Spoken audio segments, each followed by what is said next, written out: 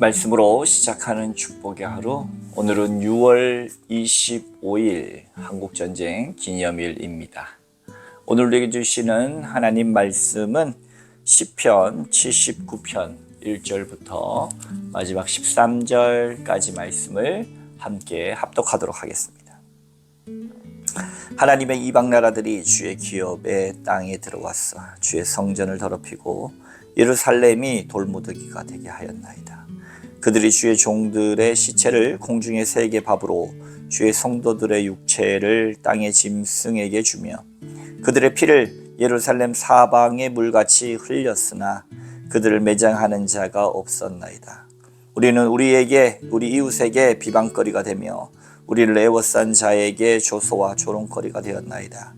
여호와여, 어느 때까지이니까 영원히 노하시리까? 주의 질투가 불붙듯 하시리까? 주를 알지 아니하는 민족들과 주의 이름을 부르지 아니하는 민족들 나라들에게 주의 노를 쏟으소서. 그들이 야곱을 삼키고 그의 거처를 황폐하게 함이니이다. 우리 조상들의 죄악을 기억하지 마시고 주의 국률로 우리를 속히 영접하소서. 우리가 매우 가련하게 되었나이다. 우리 구원의 하나님이여, 주의 이름의 영광스러운 행사를 위하여 우리를 도우시며 주의 이름을 증거하기 위하여 우리를 건지시며 우리 죄를 사하소서. 이방 나라들이 어찌하여 그들의 하나님이 어디 있느냐 말하나이까? 주의 종들이 피 흘림에 대한 복수를 우리의 목전에서 이방 나라에게 보여주소서. 갇힌 자의 탄식을 주의 앞에 이르게 하시며 죽이기로 정해진 자도 주의 크신 능력을 따라 보존하소서. 주여, 우리 이웃이 주를 비방한 그 비방을 그들의 품에 7배나 갚으소서. 우리는 주의 백성이요 주의 목장의 양이니 우리는 영원히 주께 감사하며 주의 영예를 대대에 전하리이다. 아멘. 오늘도 주님의 귀하신 말씀 앞에 서신 여러분들 가운데 좋으신 우리 주님의 은총과 평화가 가득하시기를 주님의 이름으로 축복합니다. 오늘은 6월 25일 6.25 한국전쟁 기념일입니다. 사랑하는 성도 여러분, 저도 마찬가지고 또 많은 분들이 사실 전쟁을 경험해보지 못한 세대가 많아지고 있습니다. 과거 제가 어릴 때만 하더라도 전쟁을 경험하신 초등학교 선생님도 계셨습니다. 초등학교 때 6.25를 참전하셨던 분이 제 학교 선생님이시기도 하셨습니다. 전쟁의 후유증은 실로 엄청 납니다. 제가 초등학교 3학년 때 담임 선생님께서 남자 선생님이셨는데 날마다 도시락을 싸우셨어요. 그때 양은이 도시락에 아래는 하얀 쌀밥이 있고 그 위에 이 달걀 후라이를 하나 얹어서 뚜껑이 덮여진 채 항상 왔습니다. 근데 그 선생님께서 이상하게 저를 부르셔서 항상 신발 주머니 하나를 주셨습니다. 그러면서 이 도시락은 네가 먹어라 라고 주신 거예요. 저도 싸온 도시락이 있는데 선생님이 항상 본인의 도시락을 주시면서 더군다나 신발 주머니 하나를 주셨어요. 그러면서 저에게 부탁을 하셨습니다. 사실 어린 마음엔 그것이 부탁이라기보다도 심부름이죠.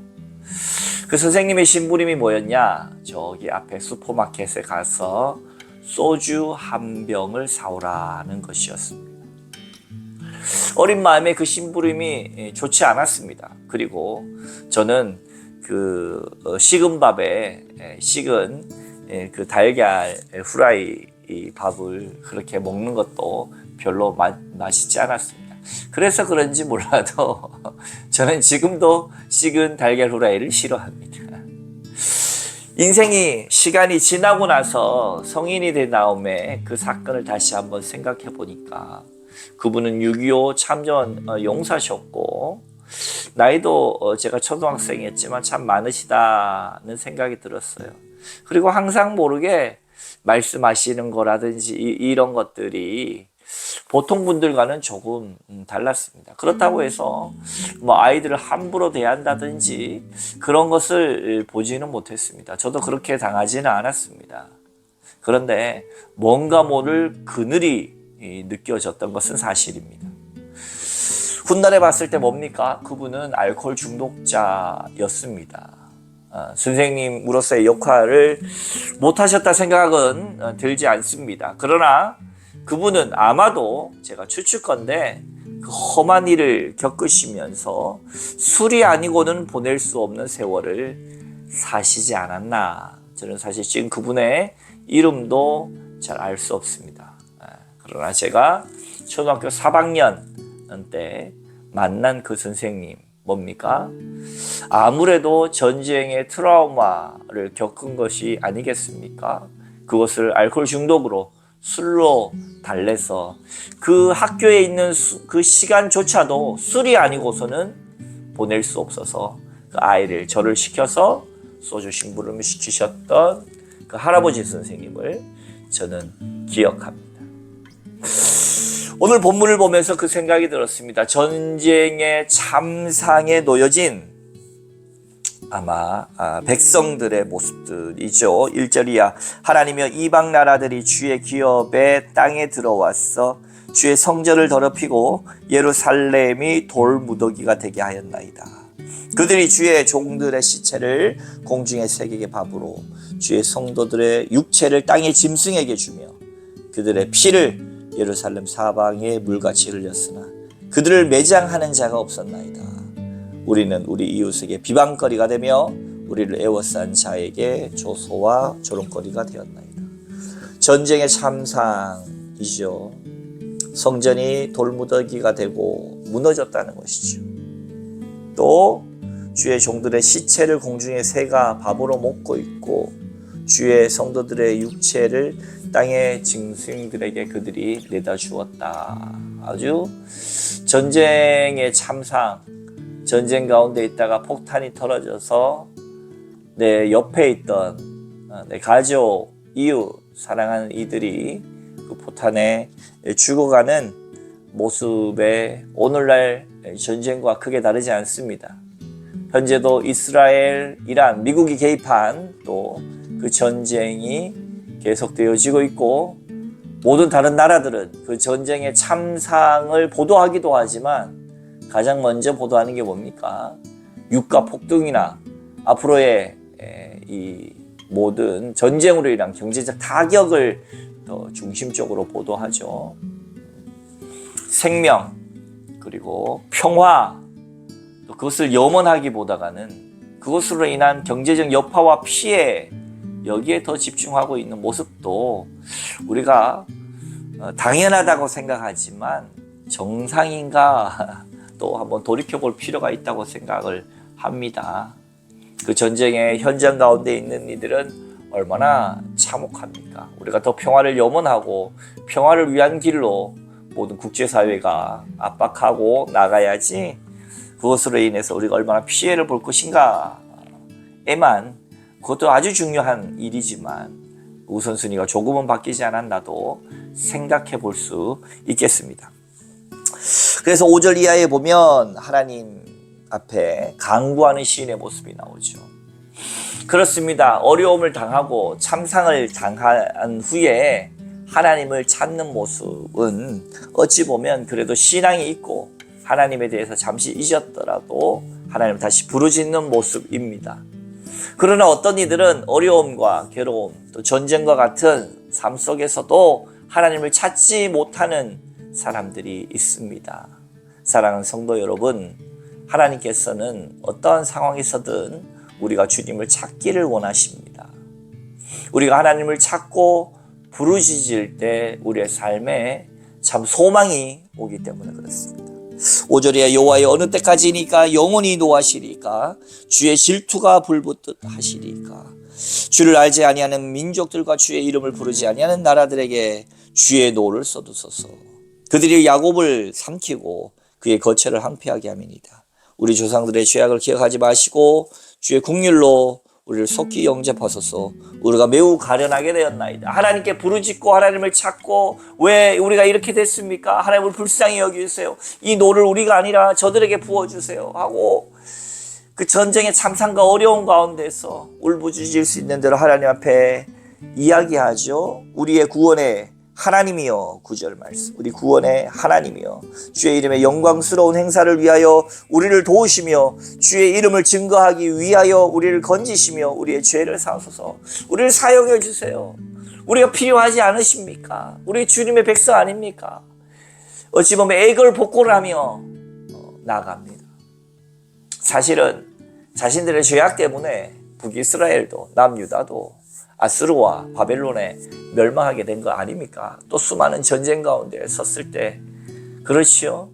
우상숭배와 우리가 앞전에 말씀을 통해서도 봤지만 반역과 하나님의 불만과 불평했던 이스라엘 백성들입니다. 어려움을 당하자 하나님을 찾지요. 어떤 분들은 그럽니다. 진작에 잘하지, 혹은 꼭 필요할 때만 하나님 찾네. 사랑하는 성도 여러분, 그런 거 생각할 새가 없는 때입니다. 극심한 고통 가운데 겨하게 되면 힘들 때만 하나님 찾네, 그런 소리조차 할 수가 없습니다. 힘들 때만 하나님 찾네라고 하는 말을 정도 할 정도면 아직 덜 힘든 거죠. 정말 극심한 고통 가운데 빠지면 아이고 주님 나를 살려주십시오 할 수밖에 없어요. 애걸복걸을 할 수밖에 없어요. 사랑하는 성도 여러분, 주님은 그렇게라도 우리를 돌이키시는 하나님이십니다. 주님은 그렇게라도 주의 백성을 선택하신 분이십니다. 주님은 그렇게 해서라도 우리가 돌이켜 회개하고 하나님 앞에 서기를 원하시는 겁니다. 그토록 우리를 돌이키기를 원하시는 하나님이십니다. 사랑하는 성도 여러분, 정말 지혜롭다면 그러기 전에 미리 내가 부르짖고 나의 심각함과 나의 죄됨의 참상을 모르는 것을 깨닫기 원한다면 주님 앞에 먼저 나아갑시다. 주님 앞에 매 맞기 전에 먼저 회개하고 먼저 부르짖읍시다. 그때 우리의 살 길이 열리고 내가 눈 떠서 보니 내가 절벽 앞에 서 있다는 것을 발견할 수 있는 겁니다. 우리는 하나님을 찾고 하나님께 여호와께 돌아가되 지혜롭게 지금 오늘 그렇게 부르짖고 돌이키는 것이 지혜가 됩니다. 그렇지 않고서는 엄청 매맞고 나서 나중에 살려달라고 부르짖을 수밖에 없는 상황까지 가기 전에 우리가 먼저 깨닫고 나가는 지혜로운 자들이 되기를 주님의 이름으로 축원합니다. 마지막 말씀 13절, 우리는 주의 백성이요 주의 목장의 양이니 우리는 영원히 주께 감사하며 주의 영예를 대대히 전하리이다. 하나님, 주님이 우리에게 맡겨주신 하나님의 백성의 자리, 백성의 임무와 책무를 성실하게 내가 수행할 것입니다. 우리가 주의 백성 아닙니까? 살려주십시오, 구해주십시오, 도와주십시오. 기도하고 있는 이 백성들의 모습을 보면서 우리도 마찬가지입니다. 우리도 하나님의 백성이고요, 주의 어린 양이고요, 주께서 도우시는 자들이십니다. 그러나 우리 마음대로 교만하게 살면 교만은 패망의 선봉이 되고 이렇게 맞게 됩니다. 그러기 전에 내가 하나님 앞에 겸손하게, 날마다 더 겸손하게, 그리고 내 어찌할 수 없는 우리의 모습을 사도 바울의 고백같이 나는 날마다 죽노라 나를 쳐서 복종시켜 하나님 앞에 나아가는 것처럼 내가 미리 하나님 앞에 고개 숙이고 오늘도 왕 되신 주님을 선포하고, 주님, 내가 주님 앞에 불쌍하고 긍휼한 자이오니 나를 불쌍히 여겨달라고 기도하면서 내 삶을 날마다 돌이켜 갈 때 이런 지경에 이르기 전에 우리의 삶이 새로워질 수 있는 줄 믿으시고 절벽 앞에 선 심정으로 오늘도 주님을 찾고 부르짖음을 통하여 하나님께 은혜를 경험하시는 저와 여러분 되시기를 주님의 이름으로 축원합니다. 함께 기도하겠습니다. 거룩하신 하나님 아버지, 고맙습니다. 오늘도 주님 앞에 섭니다. 때로는 절벽 앞에 선 심정으로 우리의 삶을, 내 가슴을 쳐서 복종시키며, 그리고 날마다 내가 예수 피로 죽고 예수님의 보혈의 피로 살아남을 믿고 오늘도 의지합니다. 우리가 얼마나 연약한지, 우리가 얼마나 죄악에 취약한지 하나님께서 잘 아시오니 오늘 이 하루도 제 아버지 하나님 종이 되어 살아가지 아니하고 하나님의 종, 의의 종, 정말 순종의 종으로 믿음으로 하나님을 기쁘시게 해드리는 귀한 하루가 될 수 있도록 오늘의 우리의 생각을 지켜주셔서, 우리의 삶을 지켜주셔서, 우리의 마음을 지켜주셔서 도우시고 하나님 함께하여 주옵소서. 감사드리며 우리를 승리케 하실 주님을 선포하며 예수님 이름으로 간절히 기도하옵나이다. 아멘.